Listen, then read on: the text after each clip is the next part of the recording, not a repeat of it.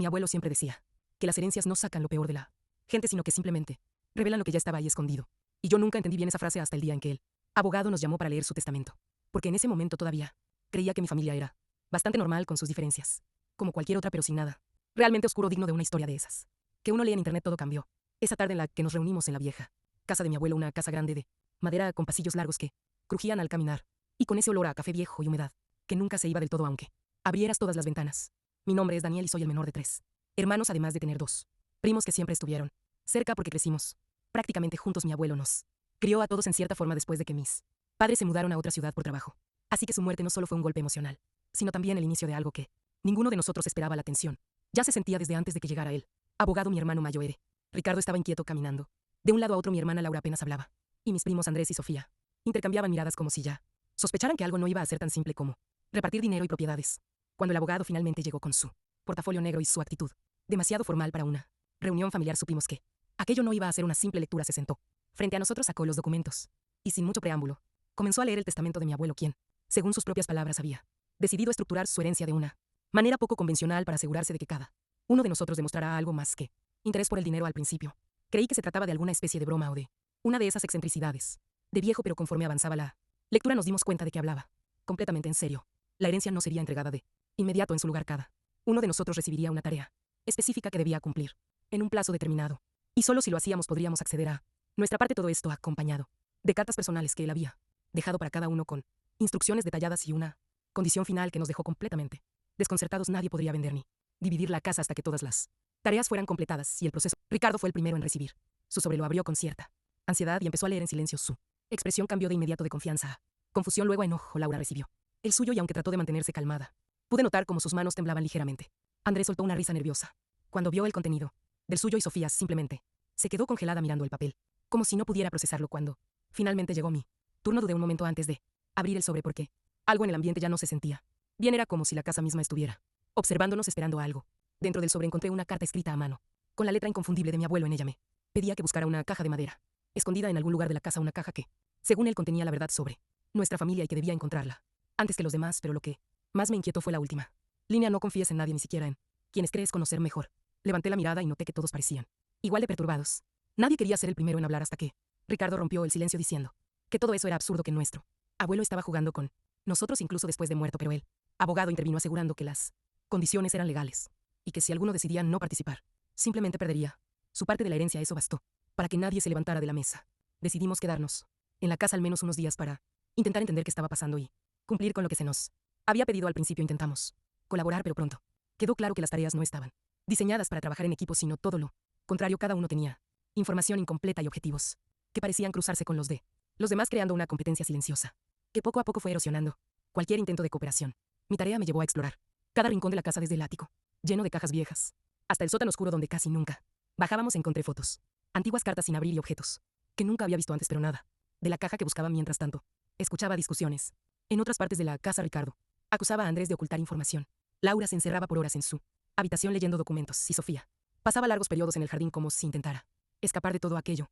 Una noche, mientras revisaba una de las habitaciones que había pertenecido a mi abuelo, encontré algo extraño: una tabla del suelo ligeramente suelta. Al levantarla, descubrí un compartimento oculto. Dentro había varios sobres con fechas escritas en ellos y uno sin fecha que parecía más reciente. Lo abrí y encontré una serie de documentos que detallaban movimientos de dinero, propiedades a nombre de personas que no reconocía, y algo que me dejó helado: una prueba de ADN que indicaba que uno de nosotros no era quien creíamos que era. No supe qué hacer con esa información.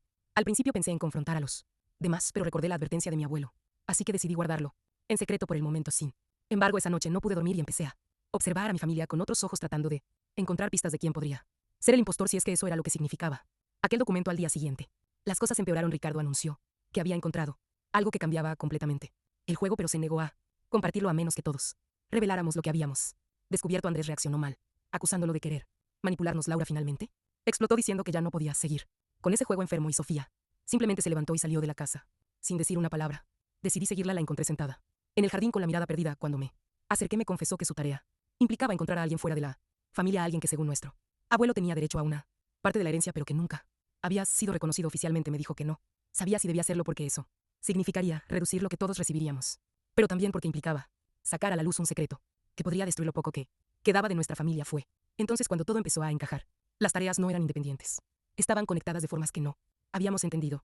Mi búsqueda de la caja, la prueba de ADN, la persona desconocida, todo parecía formar parte de una verdad mucho más grande que mi abuelo había decidido revelar de la manera más cruel posible esa misma tarde. Encontré finalmente la caja. Estaba escondida dentro de una pared falsa en el pasillo principal, detrás de un cuadro antiguo. Al abrirla descubrí un conjunto de cartas dirigidas a todos nosotros junto con un video en una memoria USB. Llevé todo a la sala donde los demás ya estaban discutiendo, y sin decir nada conecté la memoria al televisor. El video comenzó con la imagen de mi abuelo sentado en su silla habitual con una expresión seria que nunca le había visto. Dijo que sí, que estábamos viendo eso significaba que ya habíamos empezado a descubrir la verdad. Explicó que durante años había guardado secretos para protegernos, pero que al final entendió que la única forma de evitar que nos destruyéramos en el futuro era enfrentarlos.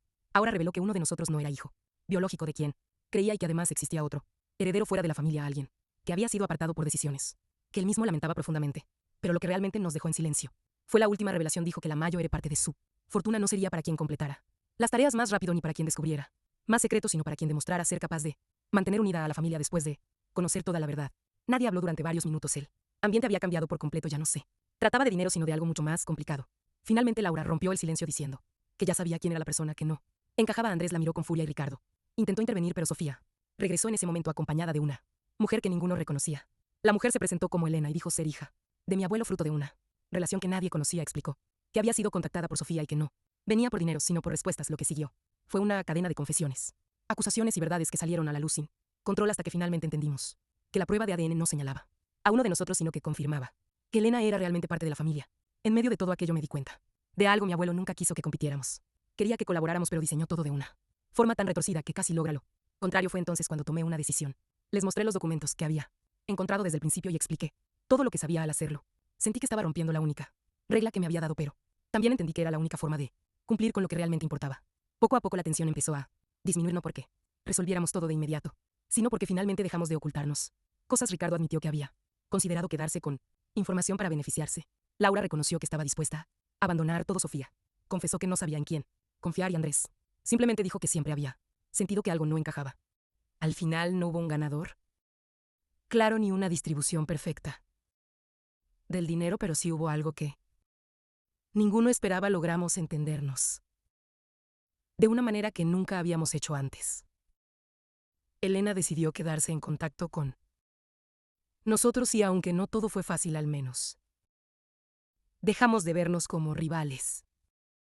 Meses después, cuando todo el proceso terminó y la casa finalmente pudo ser vendida, encontré una última carta de mi abuelo escondida entre mis cosas. En ella decía que sabía que el plan podía salir mal, pero que confiaba en que al menos uno de nosotros entendería el verdadero propósito de todo y haría lo correcto, no por la herencia, sino por la familia.